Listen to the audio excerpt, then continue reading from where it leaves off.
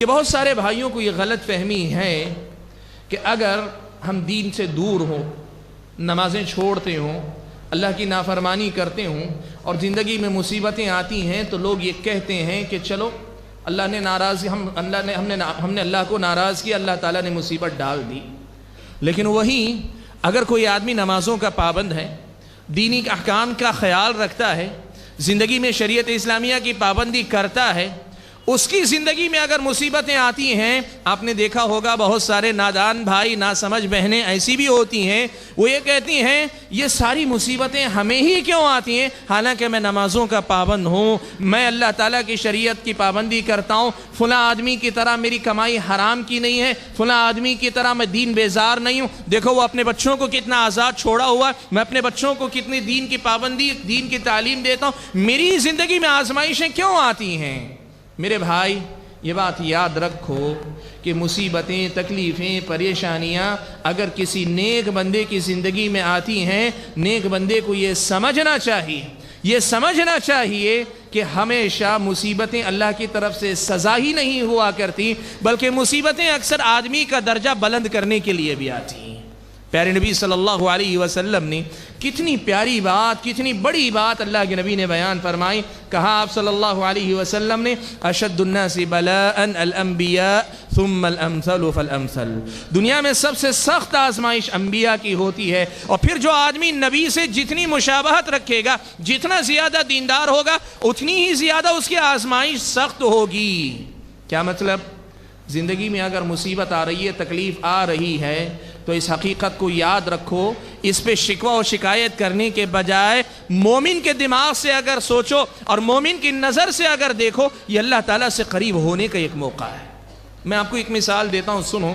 حضرت عمران ابن حسین رضی اللہ تعالیٰ عنہ، عمران ابن حسین رضی اللہ تعالیٰ عنہ بڑے جلیل القدر صحابی ہیں، اتنے نیک صحابی کہ پیارے نبی صلی اللہ علیہ وسلم کی زندگی کے بعد بھی فرشتے ان کو سلام کیا کرتے تھے، فرشتوں کا سلام سنا کرتے تھے۔ عمران ابن حسین رضی اللہ تعالیٰ عنہ، اللہ نے یہ کرامت عطا فرمائی تھی کہ فرشتوں کا سلام سنا کرتے تھے، اتنے نیک صحابی۔ لیکن آپ کو پتا ہے اللہ تعالیٰ نے انہیں کیسے آزمایا؟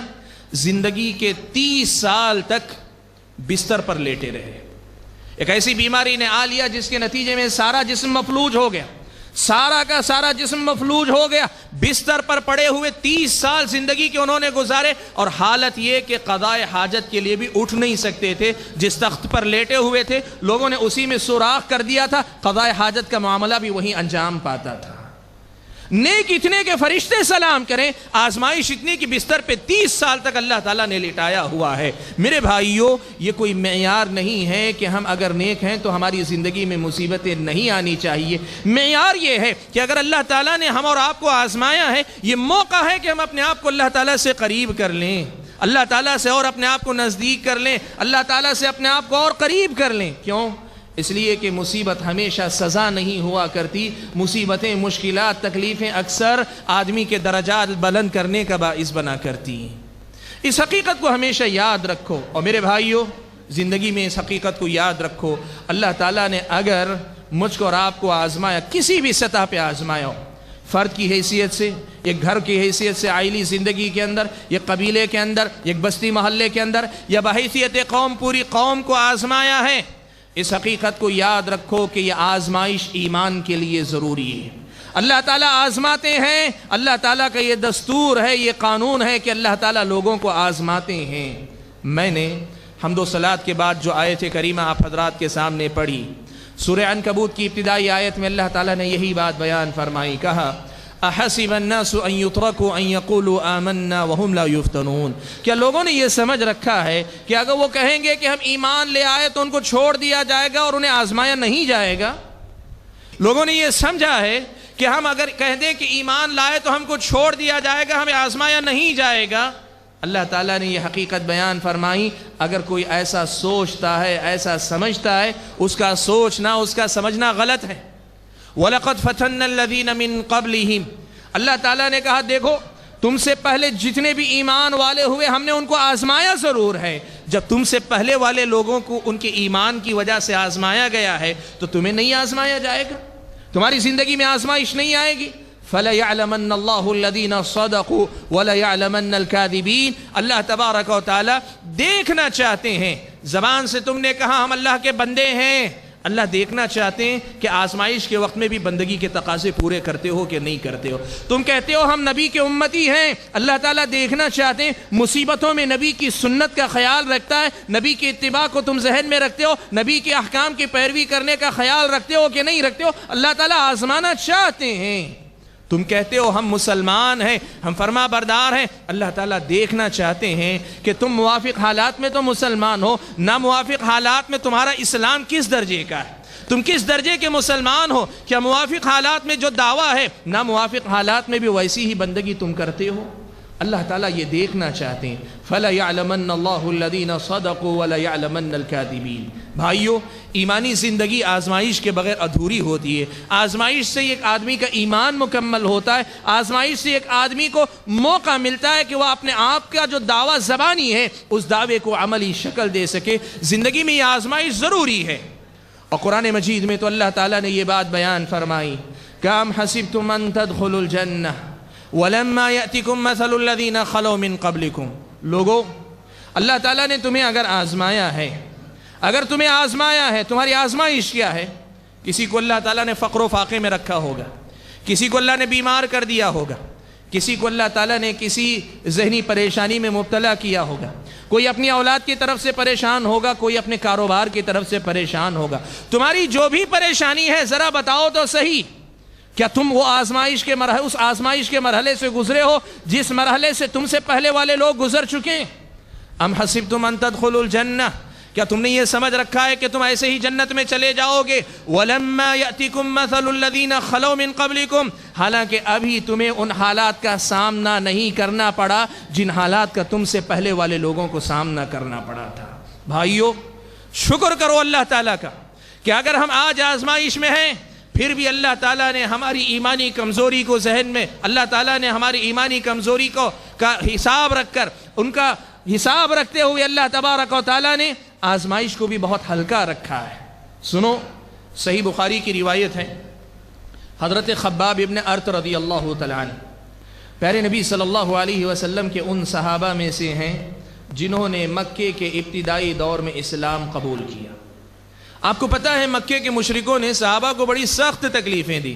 خباب ابن ارت رضی اللہ تعالیٰ عنہ وہ جلیل القدر صحابی ہیں جنہیں انگارے جلا کر ان کی پیٹھ کو داغا گیا، انگاروں پہ لٹایا گیا۔ مورخین نے لکھا ہے کہ اتنی سخت تکلیف کہ ان کی پیٹھ کی چربی نے انگاروں کو ٹھنڈا کر دیا۔ اتنی سخت تکلیف جھیلنے والے صحابی حضرت خباب ابن ارت رضی اللہ تعالیٰ عنہ اللہ کے نبی صلی اللہ علیہ وسلم کے پاس آتے ہیں۔ مکے کا دور ہے، اللہ کے نبی کعبۃ اللہ سے پیٹھ لگائے بیٹھے ہیں۔ خباب ابن ارت رضی اللہ تعالیٰ عنہ آ کر کہتے ہیں، اللہ کے نبی الا تدعو لنا الا تستنصر لنا، اللہ کے نبی آپ ہمارے لیے دعا کیوں نہیں کرتے، آپ ہمارے لیے اللہ تعالیٰ سے مدد کیوں نہیں طلب کرتے؟ تکلیف برداشت سے باہر ہو رہی ہے، پریشانی بہت زیادہ ہے، لوگوں کی طرف سے آزمائش بہت سخت ہو گئی ہے، اللہ کے نبی ہمارے لیے دعا کیوں نہیں کرتے، ہمارے لیے اللہ تعالیٰ سے مدد کیوں نہیں طلب کرتے؟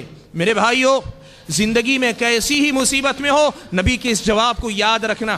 پیارے نبی صلی اللہ علیہ وسلم ٹیک لگائے بیٹھے تھے، سیدھے ہو کر بیٹھ گئے۔ آپ صلی اللہ علیہ وسلم نے حضرت خباب کو مخاطب کرتے ہوئے کہا، سنو، تم سے پہلے والی قوموں کا یہ حال تھا کہ ان میں سے ایک آدمی کو ایسے بھی آزمایا جاتا تھا کہ اسے لا کر گڑھا کھود کر آدھا اسے زمین میں گاڑ دیا جاتا، پھر اس کے بعد آرا لے کے اس کے سر پہ رکھ کے جیتے جی زندہ انسان کو دو ٹکڑوں میں بانٹ دیا جاتا تھا، پھر بھی یہ چیز ان کو ان کے دین کی طرف سے نہیں پھیرتی، وہ دین پہ جمے رہتے تھے۔ یہ بات سنانے کے بعد اللہ کے نبی نے ایک جملہ کہا، بھائیو اسے اپنے دل کے کانوں سے سنو۔ اللہ کے نبی نے حضرت خباب کو مخاطب کر کے کہا، وَلَكِنَّكُمْ تَسْتَعْجِلُونَ، خباب تم جلد بازی کر رہے ہو، تم جلد بازی کا ثبوت دے رہے ہو۔ بھائیو، جو انگاروں پہ لیٹ کے آیا ہے نبی اس کو فرماتے ہیں کہ تم جلد بازی کر رہے ہو۔ میری اور آپ کی زندگی میں ایسی تو کوئی آزمائش نہیں آئی، اللہ نے ہماری آزمائش اتنی سخت نہیں رکھی، چھوٹی چھوٹی معمولی باتیں، بہت بڑا بھی مسئلہ ہو، بیماری ہے، فلاں ہے، فقر و فاقہ ہے، بہت چھوٹی آزمائش ہے۔ ان مصیبتوں کے مقابلے میں اگر نبی خباب ابن ارت کو کہتے ہیں تستعجلون، تم جلد بازی کر رہے ہو، تو پھر میرا اور آپ کا یہ گھبرانا، یہ بے چین ہو جانا، یہ پریشان ہو جانا، یہ بے قابو ہو جانا، اس کی حیثیت کیا ہے؟ بھائیو، زندگی کی سچائی کو یاد رکھو کہ اللہ تعالیٰ جو جنت مجھ کو اور آپ کو دینا چاہتے ہیں بہت قیمتی ہے، بہت قیمتی ہے۔ اللہ کے نبی نے کہا الا ان سلعۃ اللہ غالیہ، لوگوں سنو، اللہ تعالیٰ نے جس سامان کا تم سے سودا کیا ہے وہ جنت ہے اور یہ بڑی قیمتی ہے۔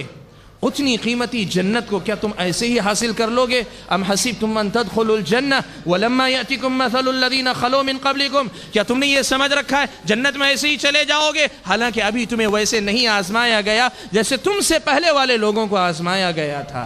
میرے بھائیوں، جو بات میں آپ کو بتانا چاہتا ہوں بہت واضح، بہت صاف ہے کہ زندگی میں مصیبتیں، تکلیفیں، پریشانی، مسائل اگر آتے ہیں، یہ زندگی ہے، ان کو لے کر چلو، ان کا سامنا کرو، ہر حال میں اللہ تعالیٰ کی بندگی کا ثبوت دو۔